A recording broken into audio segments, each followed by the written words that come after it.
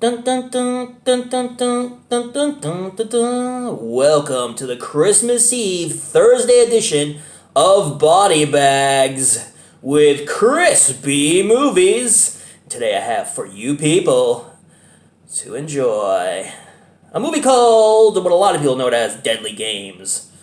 I definitely love Dial Code Santa Claus. And it also goes by 3615 Pierre Noel. It also goes by Game Over and Hide and Freak. Directed by Renee Manzar.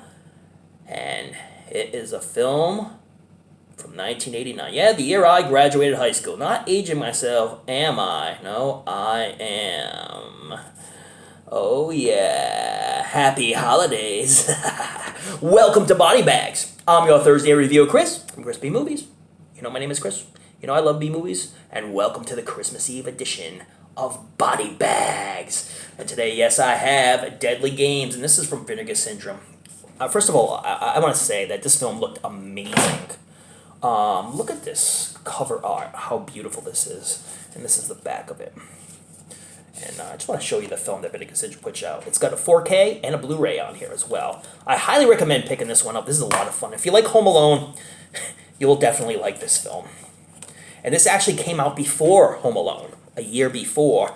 So Renee Manzar was not too happy with Mr. Christopher Columbus because he felt that he plagiarized his film and they remade it without him knowing about it. And he definitely really wanted to file a lawsuit. He never did, though. And Home Alone became a huge hit. And this film kind of got lost. Maybe it was big in France. I mean, I don't know. But what an awesome addition. So many great extras on this. I mean, Vinegar Syndrome did a bang-up job with this release. I'm glad they put this one out. This is such a great film. Now, like I say, if you like Home Alone, you'll like this one. Home Alone is a much greater film, but this film is a blast in and of itself. And with Home Alone, you know, you got Joe Pesci and Daniel Stern, two crooks. Well, over here you got a killer Santa Claus, so a little different. And the McAllisters did not live in a mansion. This kid, Tommy, he lived in a big, huge mansion. All right, so I'm going to give you a little synopsis of this film. You kind of know where it's going to go because, you know, it's a lot like Home Alone. And it came out before Home Alone, like I said before, by Renee Manzar. So it starts off with this guy who definitely looks like a derelict. Looks like he's living on the streets, doesn't really have a home, and he's watching these kids having a snowball fight, and he has a big smile on his face. You know, he thinks it would be fun, so he gets right in there and starts throwing snowballs at the kids. And the kids just kind of look at him and is like, "You're not part of our gang, loser," and they kind of just take off on him. Now you can tell that this guy's been through a lot of stuff and basically probably got picked on when he was a kid and never really fit in. And this is where, you know, this story leads to. It doesn't give the exact backstory of his life beforehand, but you can tell that this is what this guy went through in his life. Just constantly gotten picked on. As a kid, probably picked on, alone, and nobody wanted to be around him, and didn't have much of a family, and you kind of feel sorry for this guy, you know? And every time he tries to be happy, like even when he's playing Santa Claus, somebody always insults him and treats him bad, and so he just... One scene where he was actually playing a Santa Claus in a department store, he was outside, and they're having this big bash on Christmas Eve, and a little girl comes up to him, sits on his lap, and he's like caressing her face. Kind of creepy as heck. Really creepy. And then she just insults him. "You're not the real Santa Claus. You're a loser." And then she takes his beard down, and he just slaps her. I mean, it's definitely not funny, but I know he really didn't slap the kid, so it's just in the context of the film that I found it hysterical.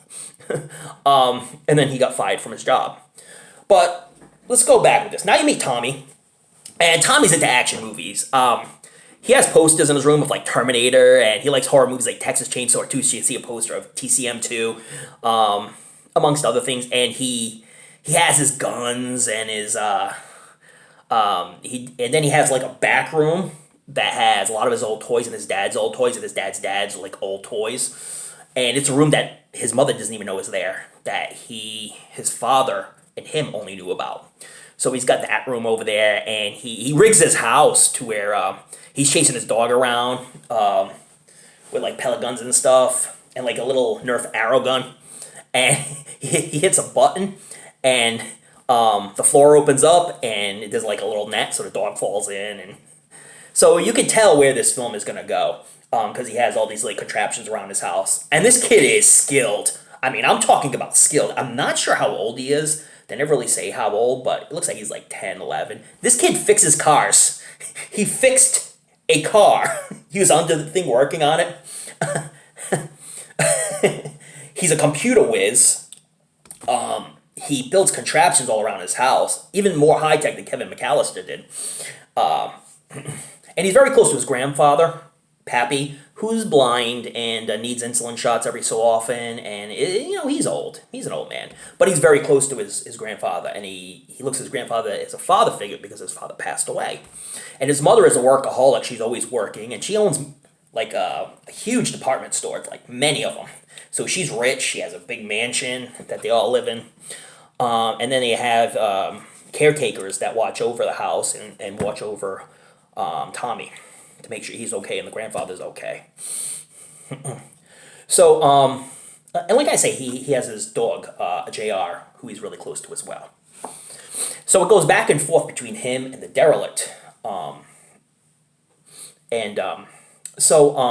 Like Tommy's a whiz on the computer, so he's on this site where he gets to talk to Santa Claus. It's called the Minitel, and it's a place where Santa Claus can talk back to him. But when he's talking to Santa Claus, and he has his friend in the Pillu who doesn't believe in Santa Claus, learned from an early age that it's his parents who buy him gifts. They're talking to Santa Claus, but what they're talking to is the derelict. And the derelict, because of the trauma he had inflicted on him by kids, he can't stand kids. He hates kids. He tries, but they just keep betraying him. So he finds out, he asks Tommy what his address is. Now, I don't know what kid would give anybody their address, but Tommy was a smart kid, so he wrote back, like, well, you're Santa Claus, you should know. So he ended up finding out that where his mother worked. So he got a job as a Santa Claus at her department store. And they had this, like, big bash outside on Christmas Eve with, like, jugglers and clowns. I don't know who did this on Christmas Eve, and then trampoline artists and stuff, people doing backflips on trampolines. It looked like a circus. It was so strange. And, Julie goes to her work and says the day of, all right, we went out at this big party, Christmas Eve, we're going to do all this. And all her workers are looking at us like, who does, excuse me, but it's like Christmas Eve. This takes months and months of preparation. She's like, I want it done now. She's a workaholic. She's always at work. And like, who decides to throw a party the day of Christmas Eve? And then now they have all these jugglers and clowns and all this stuff. So strange. But the derelict gets a job as Santa Claus, and then that's where he smacks the little girl insults him. And then he gets fired, and he finds out that a lot of presents are going to be going to the big mansion where Tommy lives. So he oversees one of the guys, the delivery guys, just packing up the van and everything. And so he jumps into the back of the van, and then the guy drives up to the big mansion. And then when the guy goes around to open up to bring the presents in, the Santa Claus just comes out and just kills the guy. And then he goes into the mansion, and then all hell ensues because the Santa kills the caretakers, and now he's going after Tommy and Pappy while the mother's at work. So the mother really doesn't know what's going on. But the mother does call to check on him, and she can't get an answer, and then she figures, oh, wow, this is strange. She even tries to call the caretakers, and nobody's answering, so she gets kind of suspicious. And as she makes her trek down, she runs into a lot of issues. Issues with the car and what have you. But her boyfriend, who Tommy can't stand, works with her and is a real good confidant for her at work. He's also trying to help her to get home to Tommy and Pappy to make sure they're okay. But really, they have a deranged Santa Claus trying to kill them. It's not like Tommy did anything to this guy, but this guy just ended up just purely hating kids and just wanted to kill kids and just wanted to kill Tommy, of all people. But Tommy sets up these contraptions, and at first it looks like Santa's really getting the best of him, but then Tommy fights back, and when he fights back, oh yeah, revenge is a bitch. You know that. Yeah, fun movie. Definitely not as good as Home Alone. And I think Tommy as opposed to Kevin McAllister, is more of a crybaby. Like Kevin just, you never seen him cry, but Tommy cries a lot, and screams a lot, until he got pissed off and just fought back. What I didn't like about it is something bad happened to the dog, and I don't like to see that in films. Yeah, especially because Tommy and JR, his dog, had really close relationship, and it's like, oh, that bothers me when bad things happen to animals in the film. And I'm sorry if it's a spoiler for you, but trust me, I'm not spoiling anything. You definitely need to see this for yourself. And you can compare it to Home Alone. Maybe some people might like this better than Home Alone. I mean, I don't know. I'm a huge Home Alone fan. But I've definitely become a fan of this film as well. I think it's a fun film. And it looks beautiful on the Blu-ray. I don't have a 4K player, so I haven't checked out the 4K yet, but I would believe it looks amazing. This film is visually stunning. A lot of great camera work of the snow on top of the mansion, the long views of the mansion, and just the whole snow around the area. Because this is theme week. This is snow theme week. So definitely a lot of snow scenes in this one. But I definitely wanted to go the Christmas route on this one as well. Beautiful wintry type film. And it caught the scenes, beautiful scenes of the snow outside on the mansion and on the streets, and it looked beautiful. It looked like a Hallmark cut. The camera work on there was really fantastic. I really enjoyed it. All the acting was great. I thought it was great. Even the Santa Claus, the guy who played Santa Claus, Patrick Florsheim, I've never seen or heard of him before, but he's a French actor. I'm sure he's in a lot of French films and stuff. And I love Pappy. Oh, he was the sweetest old man, played by Louise Ducrot. And Brigitte Fossey played Julie, his mother, in the film. And Thomas was played by Alan Lelaine, who's a great actor. I've seen him in other stuff as well. I've seen quite a few French films. And of course his friend Pilot, played by Stephen Legros. And of course JR the dog. Beautiful dog. During the scene where Tommy was burying the dog, though, you could see the dog breathing and stuff and looking around, so it was like kind of strange that they used the real dog in the scene, because you could see him breathing and everything. I thought that was kind of funny, but I didn't like to see anything bad happen to the dog. And spoiler alert. Okay, you still with us? Okay. The dog was killed by a friggin' spoon. Yeah. Right in front of Tommy, and Tommy's look, and I was like, oh, I felt that scene. And I guess if I felt the scene in the film and felt, ooh, really taken aback by it, I guess it was a good scene. I don't know. But a really strong scene, because you don't want to see any animals get killed in films. I hate seeing that stuff. But anyway, had a great ending. Really good ending, albeit a little disturbing. But yeah, awesome film. Great acting. The camera work was outstanding. The music was great and fit perfectly within the context of the film. And I highly recommend checking out Deadly Games, a.k.a. Dial Code Santa Claus. And try comparing it to Home Alone. Or watch it back to back with Home Alone. Watch this one first because it was made a year before. Then watch Home Alone, which was made in 1990. And you can compare and contrast. This had more guts and gore in it than Home Alone. I will say that. Home Alone was a lot more humorous. This tried to take a more serious look, although some scenes were just ridiculously funny. Especially the scene where they have the big party outside of Christmas Eve with all the clowns and jugglers and stuff. Oh, God. I was laughing out loud. Yeah, fun film, and I wish you all a happy holiday. Check out all the other reviewers that bring wonderful stuff to the table, and they're all doing Winter Week here.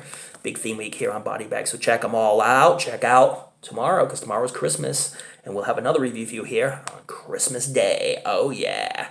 And like I say, guys, have a wonderful and happy holiday. Stay safe. Don't get around too many people. I know it's Christmas, but stay safe. That's the key. So by next year, you can have the big bashes. Oh, yeah. We can hopefully get rid of COVID within the new year. Oh, yeah. And check me out next week, because I'm bringing a Happy New Year film to the table. I think you kind of know where I'm going with this. Or maybe not. It doesn't matter, because it's like a present on Christmas Day. You don't know until Christmas Day, or Christmas Eve, or whatever else you celebrate. It's cool. Anyways, thank you so much for watching. Please subscribe if you haven't. The BodyBags and Crispy Movies, like if you like. And if you dislike, I'm sorry. I'll put a little bit of coal in my stocking. And if you like it, I'll put a lot of delicious treats in my stocking. Anyways, check me out next week.